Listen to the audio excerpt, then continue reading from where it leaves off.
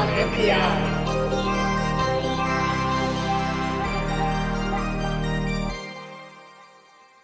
Hi, on NPI, brought to you by DigiKey and Adafruit. Thank you so much, DigiKey. Every single week, Lady uses her powers of engineering to show you what's new in the world of electronics. This week, it's from Texas Instruments. Lady Ada, what is the new product introduction, NPI of the week this week? Okay, well, I've been researching a lot more about brushless DC motor drivers because I've gotten some requests to stock some. And as I was looking for one, I also bumped into a product from TI that was featured not too long ago on digikey.com.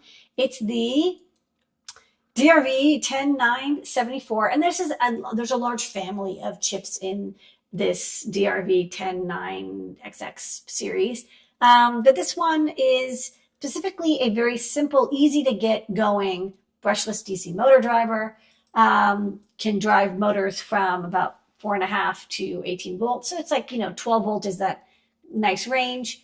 1 amp continuous, a little bit over 1.5 amp peak.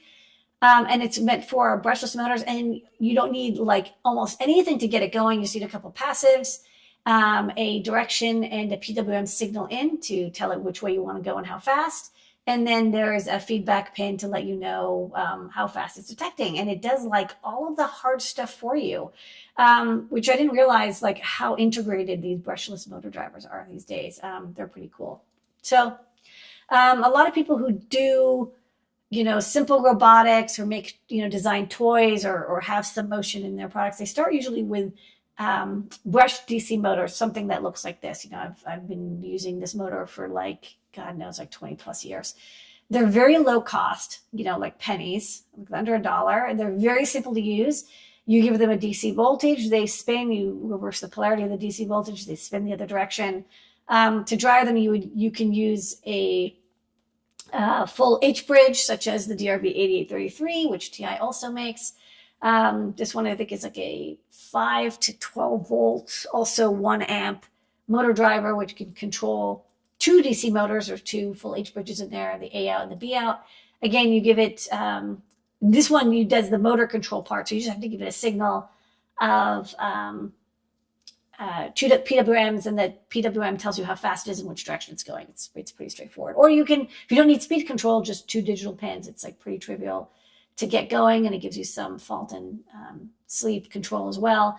And there's a current limiting on this one with those 2 resistors.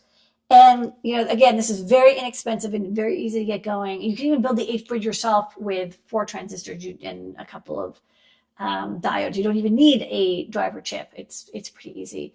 And then, if you want a little bit more control over your DC motor, you can get ones with encoders built in. This has like a little magnet in the center that spins around, and then 2 Hall effect sensors, which can give you a gray code to tell you how fast it's going and which direction. So it's not like a full feedback loop, but you can like kind of make your own feedback loop sort of. And like I said, brush DC motors are really, really cheap, and they're very easy to use. And if you just need something that runs once in a while, or it doesn't need to last so long because it's a toy, brush DC motors are the way to go. You can gear them down very easily. You can get them in any range of voltages, ranges of currents. But the way they work is they have inside these, like, literally there's brushes, right? The brushes might be made out of, gold-plated like fingers or materials. And that basically it allows the motor to provide power to this thing that's spinning. So if you think about it, it's like, how do you provide power to something that's moving while you're powering it? Is you need to have something that can rotate freely, but also have electrical contact. So it has these like brushes made out of metal in the middle. And it makes it, again, very easy and very expensive to use. But because that commutation is handled with brushes, and every time the brushes like fly by, they have little sparks. And, you can make really good quality brushes, and you can gold plate them, and you can do this and you can do that. And, they are protected and they'll last a long time, but eventually they wear out. Like there is a mechanical wear that will happen, and eventually the DC motor dies. And so if you're not running it that often, it's not a big deal. Or if you don't care that it dies because it's a toy that only has to run every, couple of hours for like a couple of years, you're fine.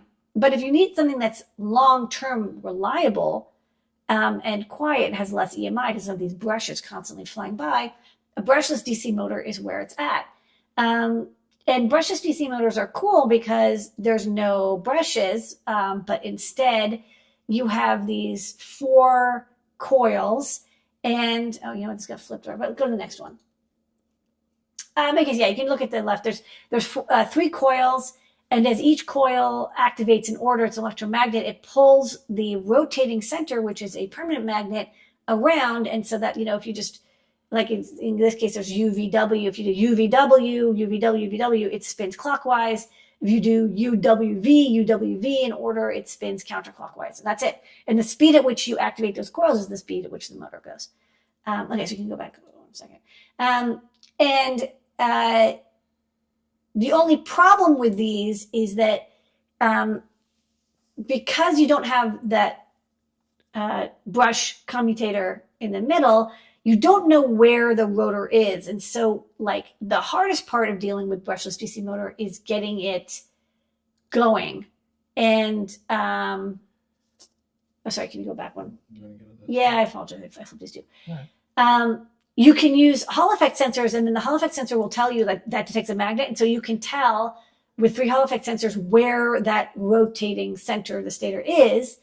But if you don't want to have that extra Hall effect sensor, you want to go sensorless, you could save a lot of money. So now you're getting closer to that DC motor cost. And instead you measure the back EMF basically as the motor is spinning, the magnet's spinning, it creates like a resistance against those electromagnetic coils. And you can determine, you know, how fast you're going and where the stator is. And so you can, you know, if you want to make sure that you're not trying to drive the coils too fast, because then if the motor can't keep up, it gets desynced and it can kind of do this halting, stuck thing. So the problem is that the startup and the tracking is like really complicated. And especially if you're running something really fast, it's hard to do that in a microcontroller. Also, you have to generate this like pure sine wave to drive it. You can't just give it a square wave on and off like you do with a brushed motor. And so you need to have a much more complicated control system. And like you could do it in a microcontroller, but it would really suck. You'd have to spend like all of your time kind of tracking and looking at like where is the back EMF coming and measuring it, and then like analyzing it, and then adapting the speed of your sine wave generator. And that's where something like the DRV10974 comes in, because it takes care of all of that for you. You don't have to do anything. You give this thing power, and you connect the 3 points of your brushless motor. There's a couple of passives you can see on the bottom left, you said, which we'll talk about in a second.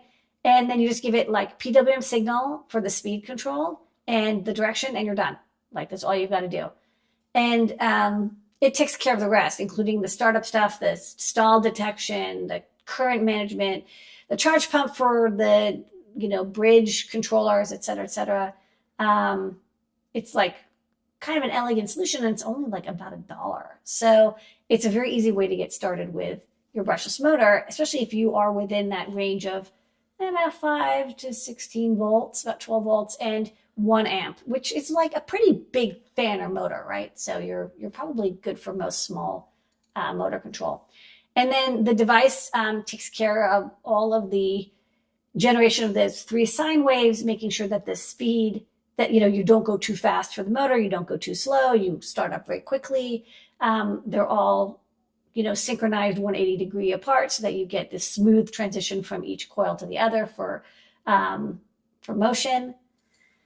There's also current limiting built in. It's like there's a description of why it's not like hard current limiting, it's soft current limiting, but it should still work pretty well. And you set that with a resistor, you get 20 to 1600 milliamps, so like 0.2 amps to 1.6 amps.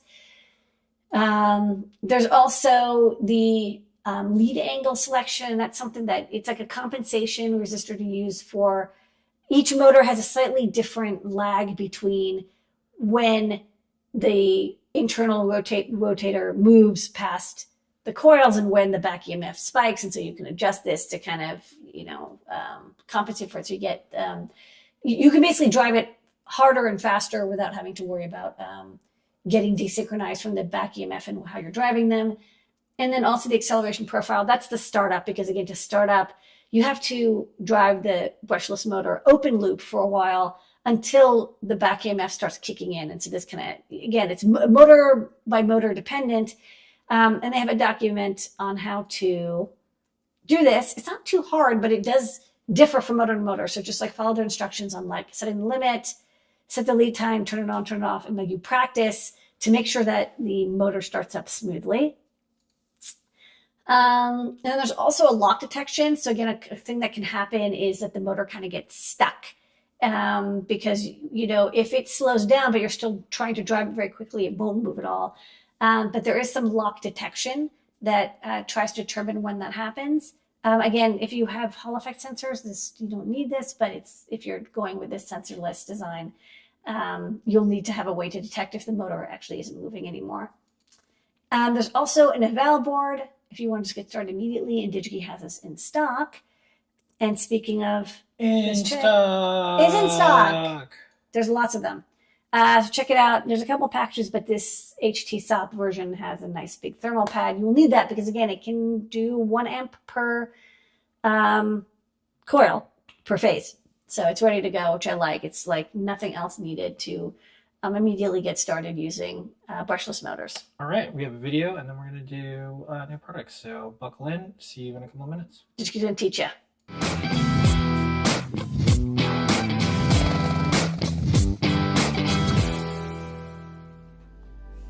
Brushless DC motors are electronically commutated devices that convert electrical energy into mechanical energy. Brushless DC, or BLDC motors, come in 2 main forms and are all composed of 3 main components: stator, rotor, and Hall sensors. The stator is the stationary part of the motor that provides a continuous magnetic field either from permanent magnets or electromagnets. The rotor, also known as the armature, is the part of the motor that rotates. The Hall sensors are used to detect the position of the permanent magnets on the rotor. Here we have an in-runner and an outrunner style BLDC motor. The in-runner has a stationary casing with the stator windings attached to it and the rotor in the center. The outrunner has the rotor magnets attached to the case of the motor, so when the motor is energized, part of the casing will spin. For this video, we will use the in-runner style as the example. BLDCs receive power from a control circuit that energizes the electromagnets found on the stator. The control circuit uses the Hall effect sensors to detect the location of the rotor magnets. Then the electromagnets turn on and off in sequence with the rotor magnets to continue its rotation. As the permanent magnet approaches electromagnet A, notice the electromagnet's pole is opposite from that of the permanent magnet end near it because opposites attract. Meanwhile, electromagnet C is energized with the same polarity to help repel the rotor away from it. Then, as it gets closer to B, A is de-energized and B is energized, and so on. This extra magnetic force adds more torque, making the motor stronger. BLDC motors are more commonly preferred for a variety of reasons.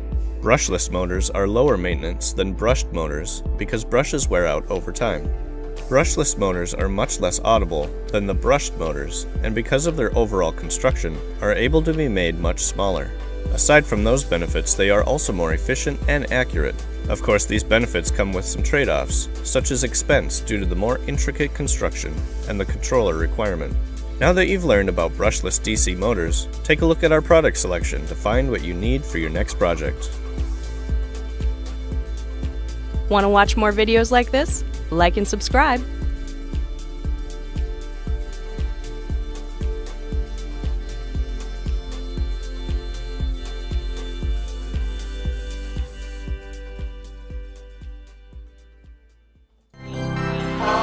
On NPI.